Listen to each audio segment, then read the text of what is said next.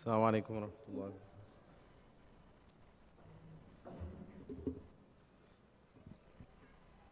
Before I begin, I'm going to apologize for my voice. Those who know me, this is not how I sound.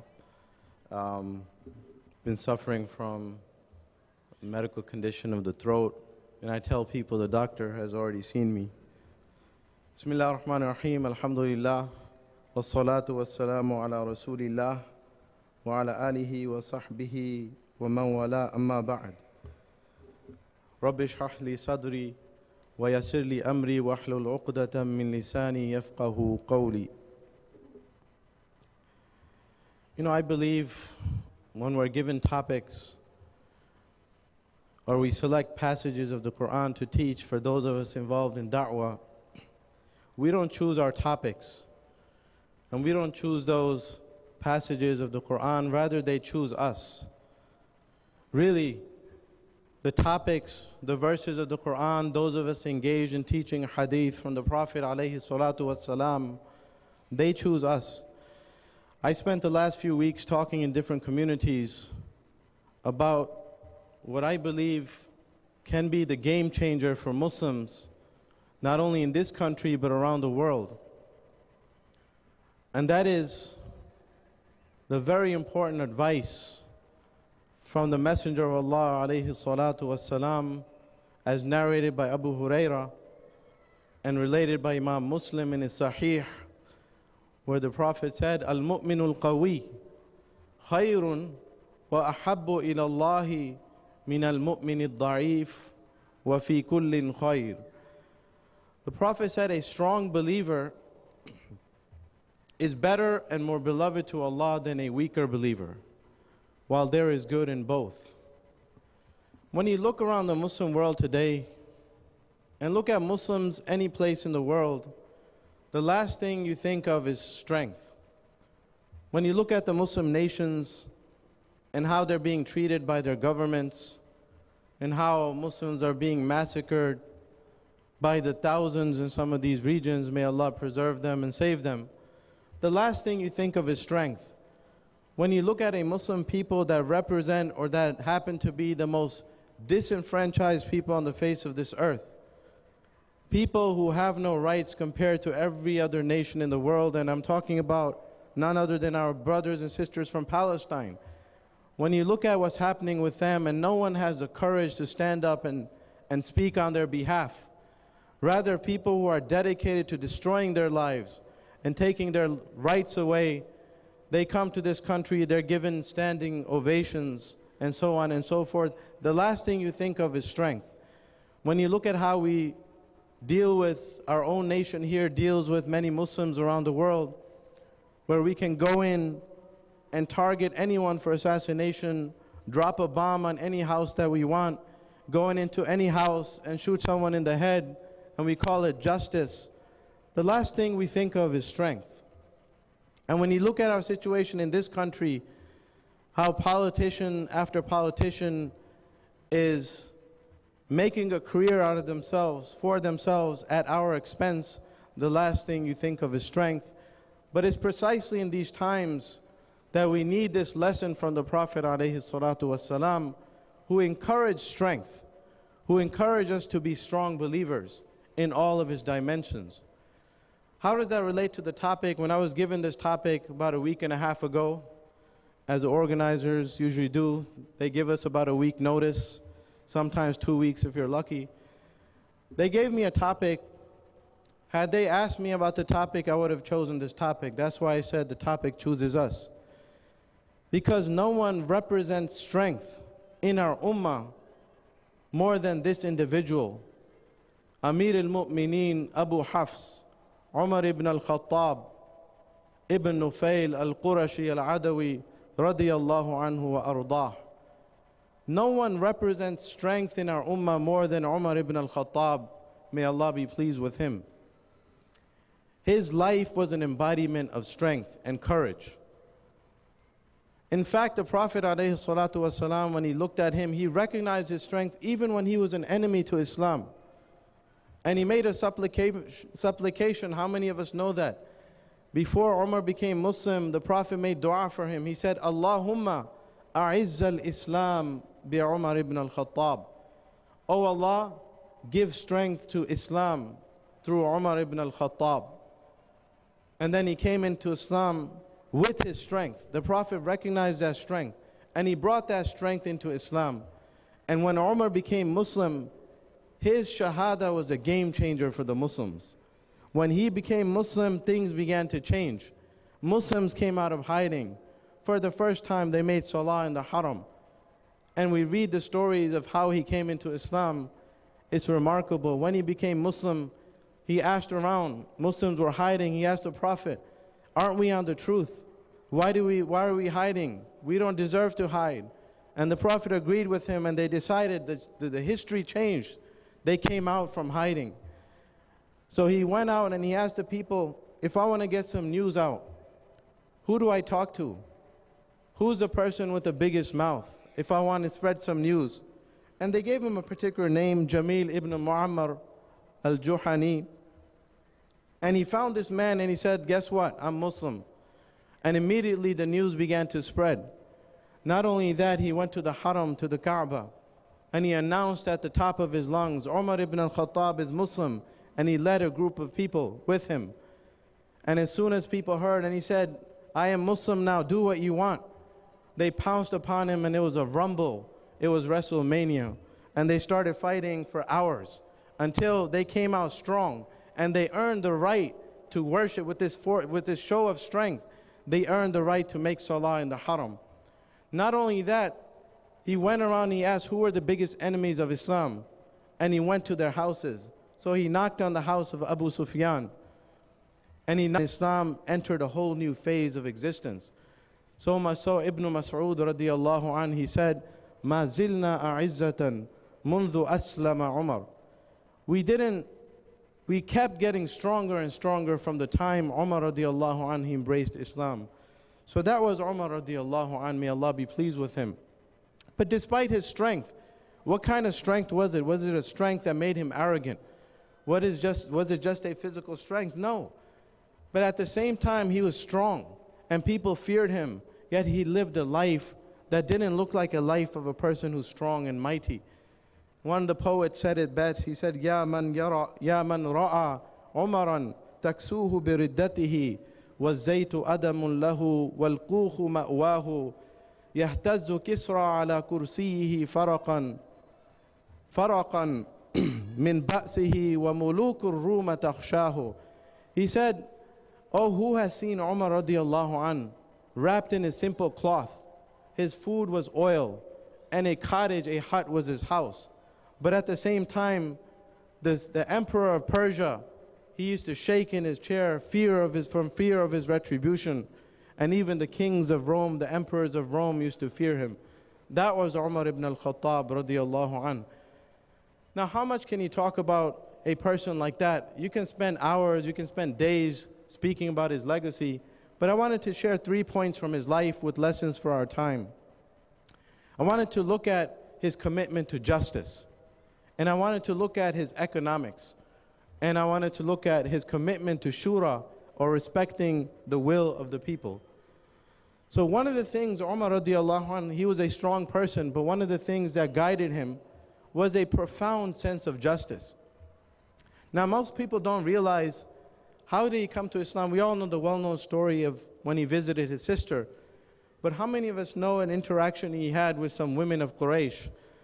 You know, Muslims were leaving Mecca to make the migration to Abyssinia because they were persecuted. They had no choice. So one day he met a group of women. They were leaving Mecca, their bags packed. And one of them was Abdullah bint Hantama. And he happened to see them in the road, and he said, where are you going? And they said to him, or she said to him, you know, you have driven us out of our lands. You don't let us practice our religion. We're leaving this place until Allah makes a way for us and we come back. Umar radiallahu anhu, he was silent, and he says, Sahibakumullah, may Allah be with you. And Abdullah, she said she saw a kindness in Umar, the likes of which she never saw before. And when she told the story to someone later on, and Umar, he was famous for being a staunch opponent of Islam. That person sarcastically, he said, you know what? إِنَّهُ لَا يُسْلِمْ حَتَّى يُسْلِمْ حِمَارُ عُمَرُ. You know, the donkey of Umar will become Muslim before Umar becomes Muslim. That's the reputation he had. But that was one of the points in his life where he began, thinking about things. And then we know the well-known story. What was it that motivated him? What was it that changed his heart? It was a sense of justice. Seeing women leaving their homes, being driven out for their religion. Really, that made him think. And then when he went to his sister's house, the more famous story that we heard, he went out to kill the Messenger of Allah, alayhi salatu wassalam, and they directed him to go to his sister's house. And he went there and they had another rumble and a brawl. And then his sister started bleeding. Then when he saw the blood on his sister's face, immediately he was transformed. It was his sense of justice. And he looked at her, he said, "What are you reading?" And then eventually she gave him the pages from Quran. It was Surah Taha. And he began to read those verses and he was transformed. And then he became Muslim. He went to Rasulullah sallallahu alayhi wasallam and he embraced Islam. And the story began. So Umar radiallahu anh, the point being, he was guided by a profound sense of justice. That's what made him who he was. And that's what he brought with him to the khilafah. When he became the governor after Abu Bakr, he brought with him this justice. And that's what made him so legendary and made him so popular. So many things can be said about him, but one of the first things he did when he became governor, he set a system of accountabilities. We all know the famous quote from Umar ibn al Khattab, حاسبوا أنفسكم قبل أن تحاسبوا وزنوا أنفسكم قبل أن توزنوا. Take yourself to account before you are taken to account, and weigh yourselves before you are weighed on the day of judgment. How many of us know he said those in his inaugural address? When he became the Khalifa, one of the first things he said was that. And then he set up a system. Not only he talked the talk, but he walked the walk. He set up a system of justice and accountability. So he would set up these town hall meetings. He was perhaps the first one in history to do that. He would set up these meetings with the public, with his governors at present, and he would talk to them. And then he would ask them in these meetings, is anyone who has been wronged in any way by my governors or anyone from my estate? And he would ask them. And in fact, one of these first meetings, a man stood up and he said, yes, I have been wronged. One of your governors, he gave me 100 lashes. Umar radiallahu anh, he called that governor and he said, what are you doing this for? And he said, settle the score. And when he said that, this is the first time he did that, it was so momentous that Umar ibn al-As, one of his other governors, he stood up and he said, oh Umar, if you let this happen, you're going to set a precedent and things are going to get out of control. In other words, he was a pragmatist. What was he saying? He was saying, if you establish things like this, imagine what's going to happen with the people. And when you look around the world today, whenever something bad happens or there are abuses of power from people in authority, what are the first things they do? Things like Abu Ghraib in our nation and all across the world, they try to hide those things and they try to do damage control. What they do, they try to settle these things before they get out of control, before they become public. But this was Umar ibn al Khattab. He said to Umar, he said, shall I not establish justice when someone better than you and I, the Messenger of Allah alayhi salatu wassalam, he allowed people to settle scores with him. So he made them work out a compensation, and that consisted of giving 200 dinars to this person, 2 dinars for every whip that he received. That was Umar ibn al Khattab. And his justice didn't just extend to Muslims, it extended to non-Muslims. How many times did he rule in favor of non-Muslims, Jews and Christians, against Muslims? We know the famous story, Amr ibn al-As, the governor of Egypt. His son was in a race with one of the Coptic indigenous people of Egypt. And that person beat his son in a race. So the son of this governor, he's the son of the ruler, the governor in that region, he began to beat him. And this man, eventually he found his way to Medina and he complained to Umar ibn al Khattab. What did Umar do? He called Umar ibn al-As and his son and he asked him about it in public. And when he realized what happened, he told the Coptic person, the Egyptian, to take your revenge on the son, and he hit him back until he was satisfied. Not only that, he said, hit his father, Amr ibn al-As. because he allowed that to happen. And he said the words he used were quite harsh. Hit him on his bald head. That's what he said, the words he used. And the man, he said, no, I have no beef with him. It was just his son. He didn't even know about it. And then he says some golden words. Really, these are the words that inspire people today. And what's happening across the Middle East is a result of this teaching. He said, Ya Umar, he said to Umar, Mata ista'badtumun nas wa qad waladathum ummahatuhum ahrara. He said, oh Umar, when did you enslave the people? When their mothers bore them free.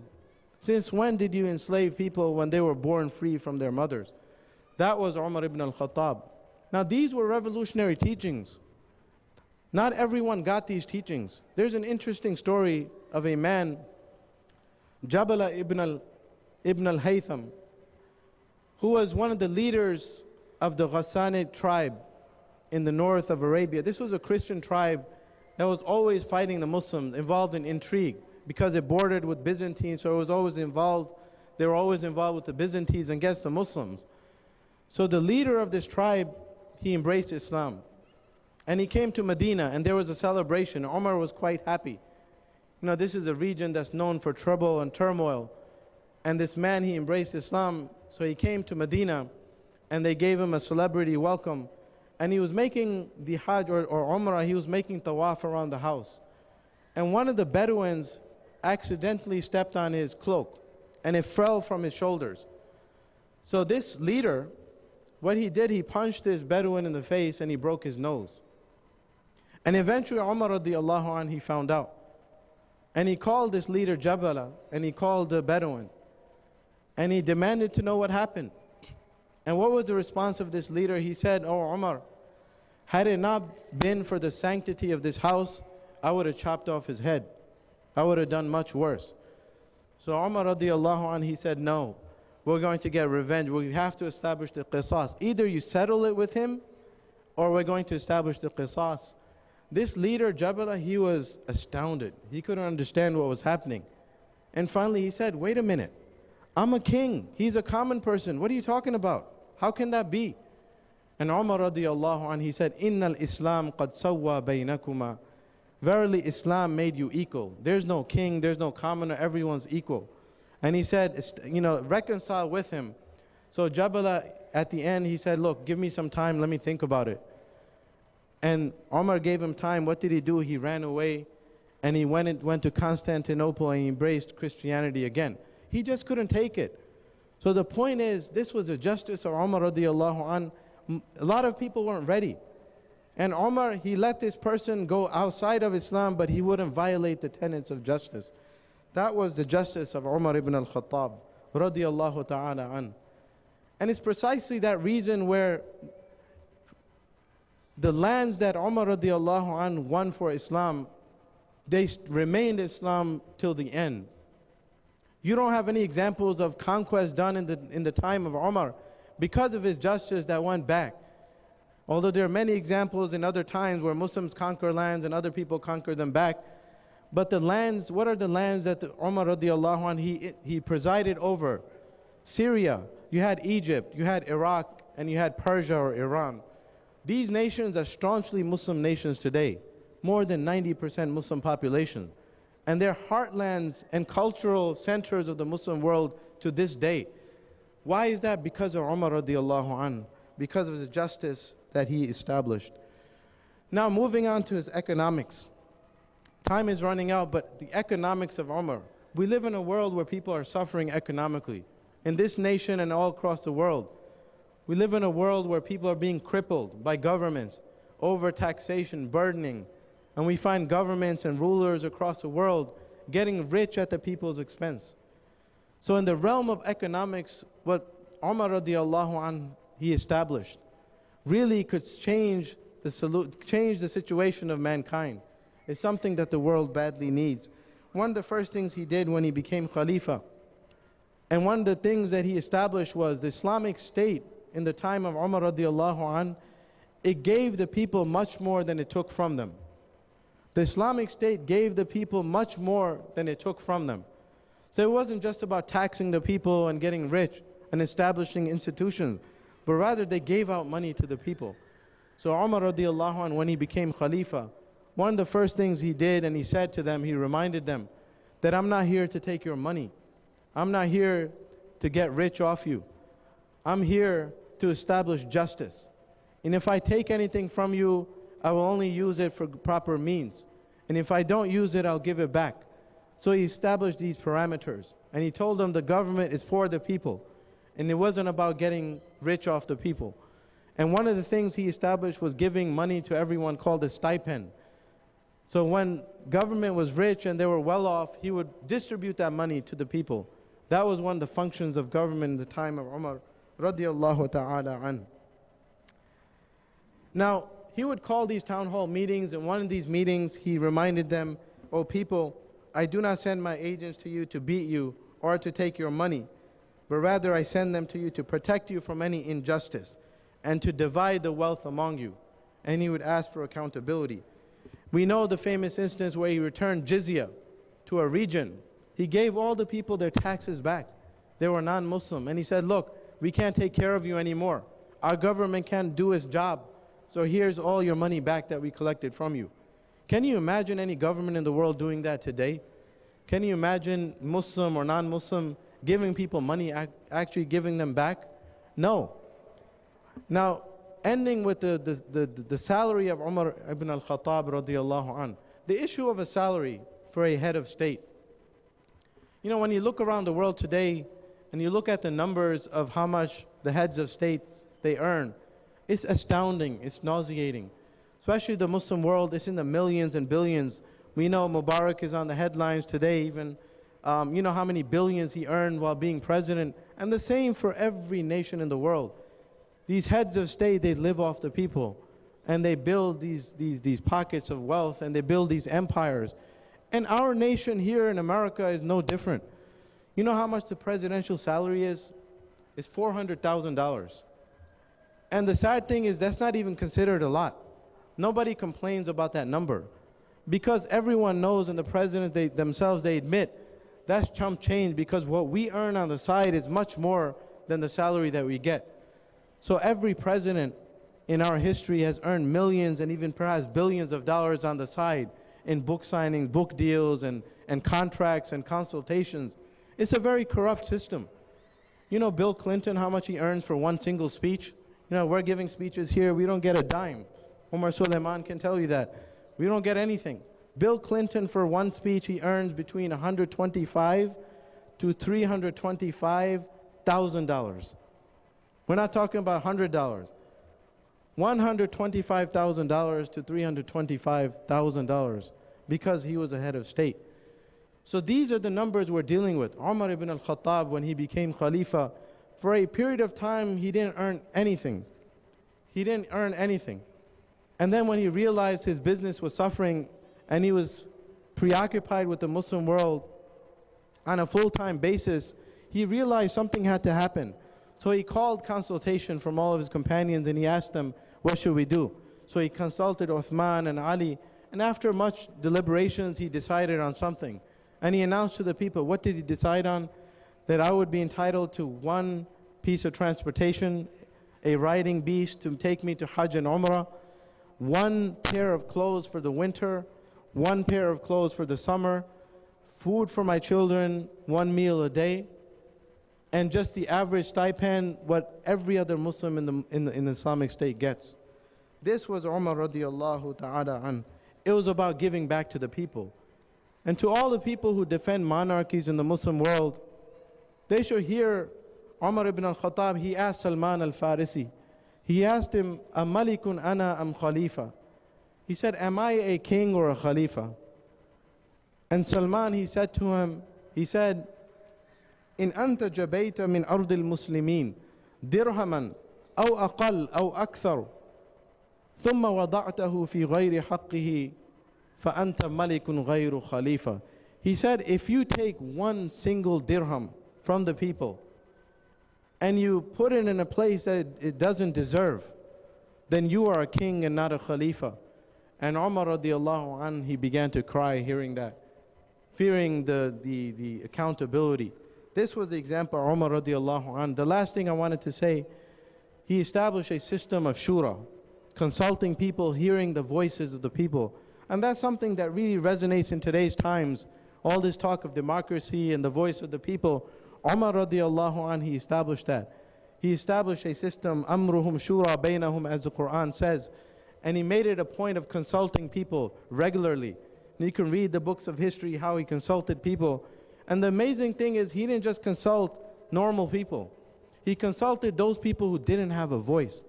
So he went to women in particular, and he consulted how many policies were established in the Islamic State that became part of our Sharia because Omar asked women about their opinion on matters. And we need to ask ourselves around the world, in our masajids, in our communities, and the boards of these organizations, how many of us consult women? Umar radiallahu anh, he wasn't afraid to consult women.